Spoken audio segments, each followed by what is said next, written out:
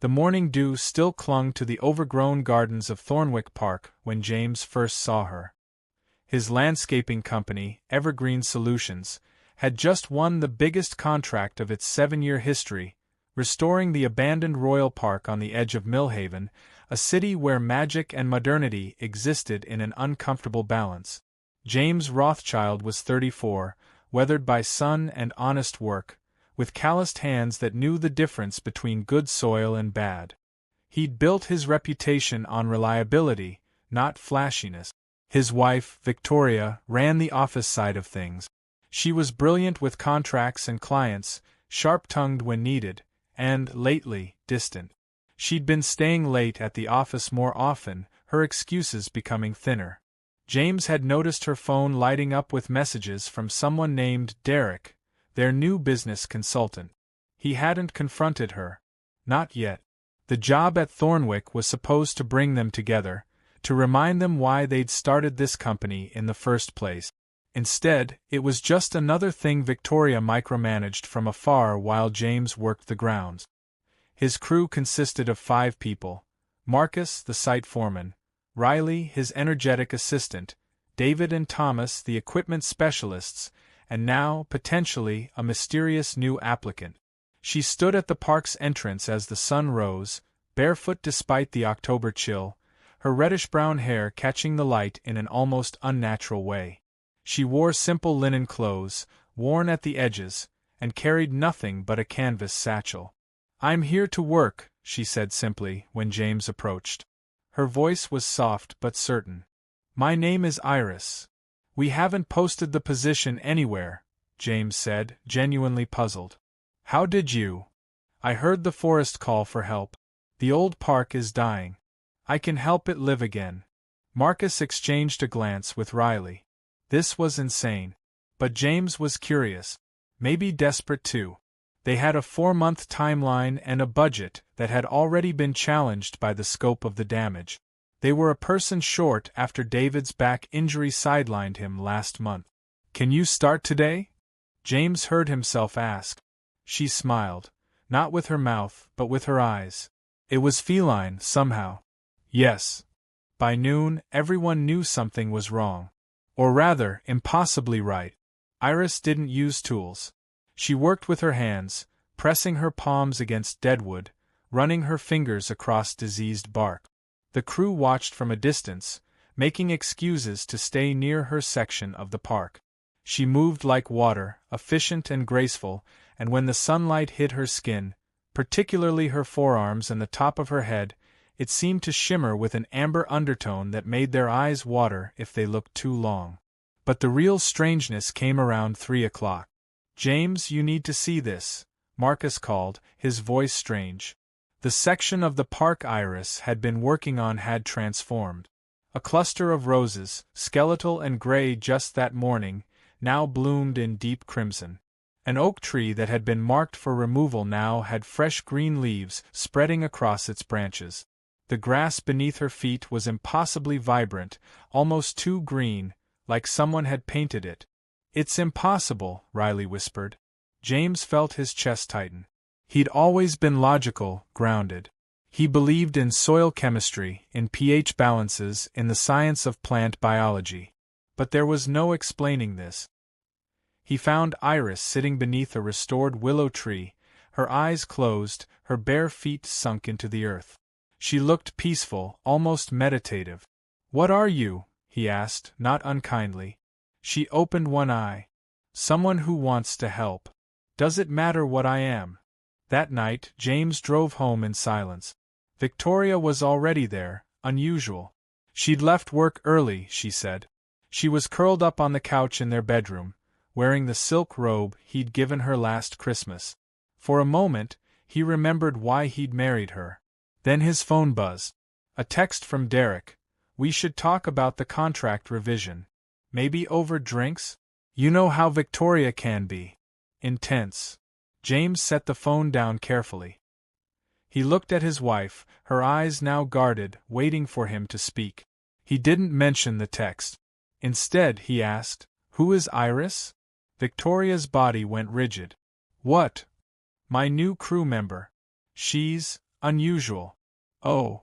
Victoria relaxed slightly, but something had shifted in her expression. Just find out what you need to know and move on. Is she causing problems? No.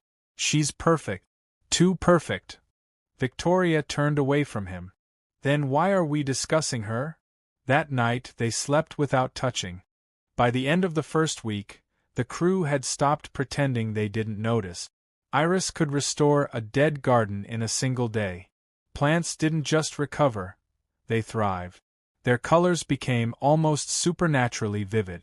Birds returned to branches that had been bare for years. A fountain that had been cracked and unusable now ran clear, with no one having touched the plumbing. The city inspectors arrived on Thursday. They measured, documented, and looked increasingly confused. This isn't possible in 7 days, one of them kept saying. The chemical composition of the soil. The root development, it's like these plants are years into recovery. James watched Iris from across the garden. She was working near the central pavilion, her hands on an ancient cherry tree. From a distance, with the afternoon sun hitting her at just the right angle, her entire form seemed to glow, her skin taking on an amber luminescence, her hair catching fire with copper and gold highlights. A man approached James while he was watching her. He was tall, expensive-looking, with the kind of grooming that suggested old money and older connections. Behind him was a woman in a tailored suit. James Rothschild, the man said, not as a question. Yes. I'm Councilman Trent Voss. This is Director Helena Cross from the Magical Oversight Council. He smiled, but it was the smile of a predator. We need to discuss your new employee. James's stomach clenched. What about her? She's not human, Helena said flatly. We've had reports of unusual plant growth. My department confirmed our suspicions this morning through standard magical detection. What species is she, and where is she from? She's applied for a job and been hired. That's all I know. That's not how this works, Voss said. Registered magical beings require permit. Unregistered ones require immediate custody for assessment and… No. James surprised himself with the firmness in his voice. She works for me. She's doing her job. If you need permits, tell me what's required and we'll handle it. Otherwise, she stays. Helena's eyes narrowed. You're protecting an undocumented magical entity. Do you understand the legal implications? I understand that you're trying to take away my employee because of what she is, not what she's done. That's discrimination. Voss's expression hardened. This isn't personal, Mr. Rothschild. But there are concerns about her species. Foxfolk have been known to possess significant ecological influence. In the wrong hands, such power could be catastrophic. We're tasked with… Then assess her where she is. Under supervision. But she's not going anywhere with you today. That evening, James called an emergency meeting at the site. The crew gathered in the equipment shed, the air thick with tension and anticipation. It's getting serious, he told them. The council knows about Iris. They want to take her. I'm not going to let that happen. But I need to know everyone's in this with me. Because if we do this, we're not just protecting Iris. We're making a statement. This company, our sanctuary, becomes a political statement. Hell yes, Marcus said immediately. Riley nodded. Thomas and the others followed suit. There's something else you should know, Iris said quietly. She'd been sitting in the corner, listening. My kind, we're from the Forbidden Forest, the one your city has chosen to avoid and fear. We exist in balance with nature. We can accelerate growth, yes. But we can also be controlled, manipulated. The council isn't wrong to be concerned. They're just concerned about the wrong thing. They don't care that I could be captured and used as a weapon against your own ecosystem. They just want to use me themselves. Why did you come here? James asked. Because I felt the park dying. And because… She paused, her eyes meeting his with unexpected vulnerability. I was alone. I wanted to know what it felt like to choose my own path. to work alongside people who see me as more than just a tool. That night, James went home with his mind torn in three directions: the business, the law, and his marriage. Victoria was in the kitchen when he arrived, and she wasn't alone. Derek was there, wearing the same shirt he'd worn to their last company meeting, but his tie was loose. Victoria's lipstick was partially smudged. Everything stopped. "James," Victoria said, moving quickly, but not toward him, away from him, subtly creating distance. "This isn't, Derek was just helping me with." "You don't have to explain," James said quietly. "I think I understand. I've understood for a while. I just didn't want to see it." Derek had the decency to look uncomfortable. He grabbed his jacket and excused himself, mumbling something about leaving the two of them to talk. Victoria's face crumpled. "I didn't mean for this to happen. You've been so focused on work, on the company, on everything but us." And Derek, he listens. He pays attention. "So you paid attention to him," James said. The pain was there, sharp and immediate, but underneath it was something else: clarity. "I get it. But Victoria, we built this company together. And now when it's actually succeeding, when I need your support most, you're having an affair with your employee?" she said, her voice sharp. "What? No. Victoria, I just met her." "Then why do you sound like you've known her your whole life? Why does she matter more than our marriage?" James sat down at the kitchen table. "She doesn't. But you're right that something is broken between us. And instead of fixing it, you fixed it with Derek. And I think I've been trying to fix it with work. Neither of us actually tried to fix it together." Victoria sat across from him, and for the first time in months, her expression was unguarded. "What do we do?" "I don't know yet. But I know what I have to do at work. And I know I'm not going to back down from that. So we need to figure out if you can support that, or if Derek is what you actually want." That night, they slept in different rooms. The Magical Oversight Council gave James 3 days to hand over Iris voluntarily. By day 2, the entire city knew about Evergreen Solutions, unauthorized sanctuary for an undocumented magical being. The media was having a field day. Some outlets called him a hero, others called him reckless. His business partners wanted a meeting. His insurance company was panicking about liability. And Victoria chose her side. She didn't leave him for Derek, though Derek was still in the picture, she'd made clear to James. Instead, she became his armor. She met with lawyers, she drafted press releases, and she positioned the entire situation not as a business protecting a creature, but as a company standing against government overreach. "This is brilliant, actually," she told James one morning, and for a moment, he saw the woman he'd married, sharp, brilliant, and fighting on his behalf. "They're trying to make this about Iris being a threat.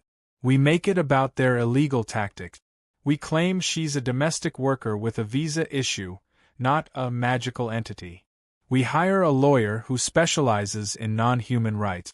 We make them prove she's done something wrong instead of them proving she shouldn't exist." "You're really doing this?" James asked. "I'm really doing this," she said. Then, more quietly, "I need to be. Not for you. For us. Because if I don't, I lose the only thing I actually gave a damn about. And I'm not ready to lose it to my own cowardice." It wasn't a declaration of love. But it was a declaration of choice. By day 3, Thornwick Park had transformed into something else entirely. A media encampment, a political battleground, and, somehow, a beacon of hope. Iris worked every day as if nothing were happening, and the strangest thing occurred. The more she worked, the more the park responded. It wasn't just restoration anymore. It was resurrection. The entire garden seemed to come alive with purpose. Flowers bloomed in patterns that resembled messages. Trees grew in formations that created natural barriers and shelter. It was as if Iris was building a physical manifestation of sanctuary. The council sent formal notice. Iris must be surrendered by midnight. James called his crew together at sunset. The park was magnificent in the golden light, a testament to weeks of work and the impossible magic of one wild foxwoman who just wanted to help. "We're going to stand together at the gates," he told them. "We hold our ground. We don't attack, we don't threaten. We simply exist. As a company. As a sanctuary.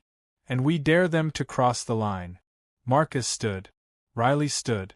Every crew member stood. Iris approached James as the sun dipped lower. "You know this could destroy you. Your business, your reputation." "I know," James said. "But there's something I've realized. I wasn't protecting you because you're magical or because you're useful. I was protecting you because something in me recognized something in you. A refusal to apologize for existing. A commitment to something bigger than survival." He reached out and took her hand. It was warm, alive, thrumming with energy. "I think my marriage is ending," he continued. "And I'm not sure if it's because of you, or because Victoria and I had already ended it long before you arrived. But either way, I need you to know, this choice I'm making, it's not about you. It's about me. About standing for something." Iris squeezed his hand gently. "I'm sorry about your marriage." "So am I," James said. "But I'm not sorry about this." The Magical Oversight Council arrived at midnight with a warrant and enforcement agent. What they found were 73 people surrounding the park gates. Crew members, their families, supporters from the city, lawyers, and journalists. James stood at the front, with Iris beside him, and Victoria behind them both with a stack of legal documents. "This is private property," Victoria announced before anyone could speak. "You have no warrant for trespassing on private land. You have no evidence that any individual here has committed a crime. Your selective enforcement of your magical registration laws against non-human beings, while exempting human magic users, has been documented and is being challenged in 3 separate courts as of 2 hours ago." Councilman Voss's face turned red. This is a sanctuary," James said calmly. "Iris is employed by Evergreen Solutions. She's a documented worker under review for work visa status. You have no legal ground to take her." For a long moment, nothing happened. Then slowly, silently, more people stepped forward. News cameras captured everything. The council agents didn't move forward. And at 12:47 a.m., they received orders to stand down. Iris hadn't just been saved. They'd changed something. The legal battle took 4 months. Iris was officially recognized as a non-human worker with provisional residence and employment right. The Magical Oversight Council faced multiple investigations. Councilman Voss lost his position. It became a turning point for how the city treated all magical beings, not as threats to be contained, but as people to be integrated. But victory came with a price. Evergreen Solutions became famous, but it also became a target. Some contractors refused to work with them. Certain clients pulled contract. Insurance premiums tripled. The team had to navigate a new landscape where every action was scrutinized. And James's marriage officially dissolved. Victoria didn't leave him, not immediately. But she couldn't stay. She'd been the hero of the legal battle, but in the process, she'd seen exactly what James had chosen over her. Not another woman, but his own principles. And she couldn't compete with that. Derek had quietly disappeared when the media attention became intense. Victoria found herself alone with a husband who'd learned to stand for something greater than their partnership. "I'm proud of you," she told him one evening, as she packed her office belongings. "I really am. But I can't be the woman behind the man who changes the world. I need to be the woman at the center of my own life. And I don't know how to be that anymore." They divorced amicably, with lawyers handling the business dissolution. Victoria took her settlement and opened her own consulting firm. She was better that way, not in James's shadow, not defined by their partnership, but fully herself. Iris changed too. As the legal battles ended and the media attention faded, she remained at Thornwick Park. But the work was finished. The gardens were magnificent, thriving, alive.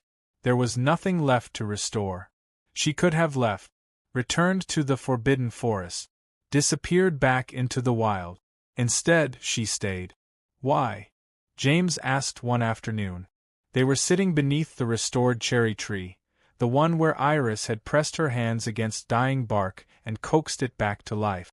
Because you taught me something, Iris said. You taught me that connection matters, that choosing to stand with someone, even when it costs you everything, is the most human thing I've ever witnessed. So you're staying out of gratitude? No, Iris said. She turned to face him, and in the afternoon light, he could see the fox in her features, the slight tilt to her eyes, the feline structure of her face, the way her hair caught the sun. But he could also see the person, the consciousness, the one who had chosen to stay. I'm staying because I love you. Not the way humans love, but in my way.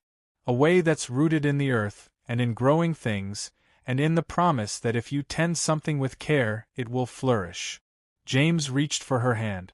It was warm, alive, thrumming with that same energy he'd felt at the gate. I love you too, he said. But I need you to know, it won't be simple. I'm broken in some ways. I'm learning to be whole without Victoria. And I'm still figuring out who I am when I'm not trying to save something or fix something. Iris smiled, that feline smile that still made his eyes water when the sunlight hit her. Then we'll figure it out together. I'm very good at helping things grow. A year after the gates, Evergreen Solutions wasn't the same company anymore. It had evolved into something larger and stranger. James had hired 7 more non-human workers. A dryad, 2 earth elementals, a human kitsune hybrid, and others who'd heard the story and sought sanctuary. The company name had been changed, by popular demand and media pressure, to The Sanctuary, a consulting firm for magical and non-magical beings seeking employment and integration into the broader city. The work wasn't landscaping anymore. It was negotiation, education, building bridges between the magical and non-magical communities. James found he had a gift for it, the same way he'd always had a gift for understanding what plants needed. His relationship with Iris had deepened into something neither of them could have predicted. They didn't live together. That would have been too complicated, too much pretense that Iris could be fully human. Instead, they occupied a strange, beautiful space between worlds. Some nights she stayed at his apartment. Other nights she disappeared into the wild spaces at the edge of the city, where she communed with the older magics, the ones that predated civilization. Victoria reached out once, about 8 months in. She was married to someone new. Not Derek, but a woman named Keisha who was, by all accounts, brilliant and kind. She and James had coffee, and it was warm and honest in a way their marriage had never been. I'm happy for you, she told him, and he believed her. Iris is lucky. You're the kind of man who shows up. You're happy too, he observed. Keisha seems good for you. She is.